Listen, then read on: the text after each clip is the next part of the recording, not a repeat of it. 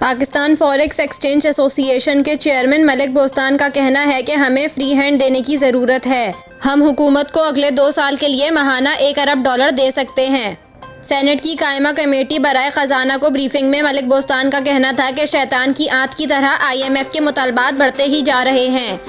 गुज़िश्ता 30 साल में पाकिस्तान से $180 अरब बैरून मुल्क जा चुके हैं। पाकिस्तान में फॉरेन एक्सचेंज की कमी नहीं है, ताहम मार्केट कभी डंडे से काबू नहीं आती। हमें फ्री हैंड देने की ज़रूरत है। मलिक बोस्तान का कहना था कि क्रिप्टो करेंसी और फॉरेन फॉरेक्स ट्रेड में पैसा ज़ाया हो रहा है।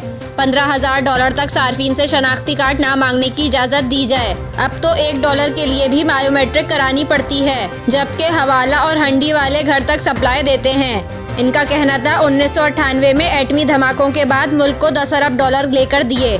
इस वक्त हुकूमत को $40 करोड़ माहाना दे रहे हैं। $4 अरब सालाना आवाम को सफ़र और तालीमी अखराजात में देते हैं। मौजूद हुकूमत को $4 अरब फराहम किए हैं। FATF कानून के तहत $15,000 तक फ़रोख्त करने पर शनाख्त की ज़रूरत नहीं है। उन्होंने कहा कि बरतानिया और दुबई ने हवाला बैंकिंग के लिए लाइसेंस जारी किए हैं। स्टेट बैंक ने एक्सचेंज कंपनियों के चार्जेस को बहुत महदूद कर दिया है। बैंकों को $1 लाने पर 20 रुपये और हमें $1 मिलता है। पाकिस्तान में इस वक्त लोगों के पास $4 अरब घर में पड़े हैं। इस रकम को हासिल करने के लिए हुकूमत शनाख्त की पाबंदी उठा ले।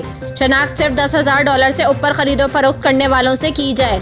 मलिक बोस्तान का कहना था कि अफगान ट्रांजिट ट्रेड में बहुत इजाफा हुआ है। इस तिजारत में हवाला इस्तेमाल हो रहा है।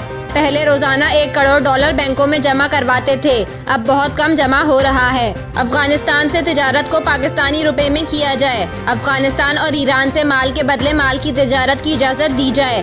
IT के फ्रीलांसर अरबों डॉलर ला सकते हैं।